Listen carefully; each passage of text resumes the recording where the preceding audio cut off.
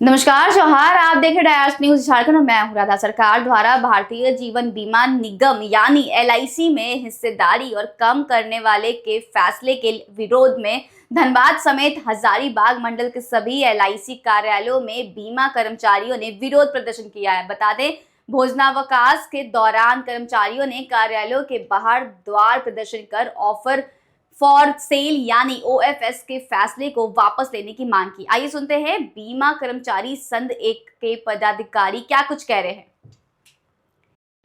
देखिए, मांग तो हमारा कुछ डिमांड है जो कि वो बात अलग है, वो फुलफिल होगा। रिक्रूटमेंट वगैरह का डिमांड था, वो सारा चलते रहता है। लेकिन अभी जो इशू है ये काफी ग्रीन पोजीशन है, बहुत कठिन समय है। यहाँ पर हम लोग पहुंच गए हैं कि एलआईसी जो है वो धीरे धीरे अपना जो मालिकाना गवर्नमेंट जो है अपना मालिकाना हक एलआईसी से छोड़वा रही है। इसके पहले आप देखें कि मई 2022 में 3.5% का डिसइन्वेस्ट किया इन्होंने, पब्लिक ऑफर किया, छोड़ा आईपीओ के जरिए में, और अभी फिर लेकर के आ रही है।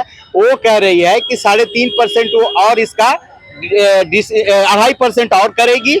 और एक बात और कर रही है कि 4% बोलते हैं, ग्रीन शू ऑफर बोलते हैं उसको, जिसके तहत उसमें ओवर अलॉटमेंट का एक गुंजाइश होता है, सारा एक साथ नहीं ला सकती है, इसलिए 4% उधर रखा है ताकि हम और भी शेयर इसके जरूरत पड़े तो हम इससे ऑफर, ग्रीन ऑफर के जरिए लाएंगे। तो यानी टोटल आप देखें तो 2022 में अगर 3.5% था प्लस 2.5% जो आई ऑफर फॉर सेल था, ओएफएस था, है। क्योंकि पहली बार जब आईपीओ हो गया तो सेकेंड बार में वो आईपीओ नहीं होता है, एक बार लिस्टिंग हो गया तो अभी ऑफर फॉर सेल है, यानी जिसके ओएफएस है। तो अभी जो है वो जिसके पास जो बड़ा शेयर होल्डर है, जिसके पास जो है वो चाहती है कि उससे ले करके पैसा गवर्नमेंट के पास ही जाएगी, एलआईसी के पास पैसा नहीं आएगी। लेकिन चूंकि एलआईसी अभी जो कंट्रोल गवर्नमेंट के पास है तो गवर्नमेंट अपने में से 2.5% फिर से इसको छोड़ना चाहती है। और वो टोटल अगर आप मिला लें तो 4%, 2.5%, 3.5%, ये मिला लें आप तो 10%, यानी 90% अब गवर्नमेंट के पास रहेगा इसका मालिकाना। तो हम लोग का ये सोचना है कि इतनी बड़ी कंपनी है ये लाइफ इंश्योरेंस कॉर्पोरेशन, यूं ही तैयार नहीं हुआ। 1956 की, आज 70 वर्ष हो गया। और जितने भी आप देख ले कि इसका हम कस्टमर बेस 30 करोड़ से ज्यादा हो गया, और 1000 ऑफ करोड़ इन्होंने डिविडेंड के रूप में दिया, यानी 12,207 अभी लेटेस्ट दिया। तो पैसा तो दे ही रहा है। 60% मार्केट शेयर अभी भी है एलआईसी का, और इन्होंने 59,000 करोड़ का एसेट अंडर मैनेजमेंट करके रखा हुआ है किसी भी विशेष परिस्थिति के लिए। लाख करोड़, 15 लाख करोड़, 59 लाख करोड़। तो ये सारे चीजों को देखें अगर आप, तो इन्होंने 1956 से जो काम शुरुआत किया था जन कल्याण के लिए, और इसका इन्वेस्टमेंट भी आप देखें तो उसी तरीके से होता है, people's money for people's betterment, आपका पैसा आपके लिए, ये लेकर के एलआईसी चली आज तक। और ऐसे समय में जब आप देख रहे हैं कि इतना बड़ा जो धरोहर तैयार हो गया, तो अब इनके पास कुछ बचा नहीं कि हम पैसा कहां से लाएं, क्या करें। तो ये इसको बेचना शुरू किया। अभी उस समय बेचा था, फिर अभी बेच रहा है तो 31,500 करोड़ रुपए का उगाही, यानी जब चाहो तो पब्लिक सेक्टर का एसेट को जीर्ण शीर्ण करके बेच दो। हम लोग चाहते हैं कि इस पर रोक लगे, विथड्रॉ करे गवर्नमेंट इसको, क्योंकि ये पब्लिक का पैसा है, ये पब्लिक का पैसा है, उसके कल्याण के लिए है, ये दूसरे संस्था की तरह नहीं है। तो आप इसे छोड़िए, आप ये काम मत करिए। आपको तो एलआईसी जब मांगते हैं तब पैसा आपको देता है, स्टॉक मार्केट गिरता है एलआईसी पैसा देता है। तो आप ये सब कवायद छोड़िए। और इनके पास कोई प्लानिंग नहीं है, इनके पास कोई मतलब क्या कहते हैं उसको, कोई एसेट मैनेजमेंट इसके पास नहीं है, कोई इकोनॉमिक मैनेजमेंट नहीं है, कोई इन्वेस्टमेंट का प्रोसेस नहीं है इसके पास, कुछ भी नहीं है ये। और कोई एम्प्लॉयमेंट जनरेशन का भी बात नहीं है, रेवेन्यू जनरेशन का भी कोई बात नहीं है। इसलिए आज हम लोग यहाँ खड़े हुए हैं कि इतना बड़ा कंपनी आज जो खड़ा है, आप इसको क्यों जीर्ण शीर्ण बर्बाद करना चाहते हैं।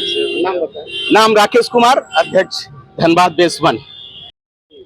वह एलआईसी को बचाने का द्वार प्रदर्शन है। एलआईसी डेवलपमेंटल फाइनेंस इंस्टीट्यूट है, एलआईसी सोशल इंश्योरर है भारत का, एलआईसी कॉमर्शियल इंश्योरर नहीं है। एलआईसी मुनाफे के लिए काम नहीं करती है।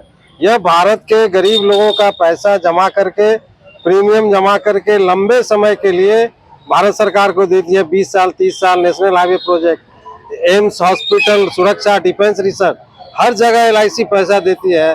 और शेयर बेचने के बाद अब हर क्वार्टर में हमको प्रॉफिट दिखा के शेयर होल्डर को डिविडेंड देना होगा।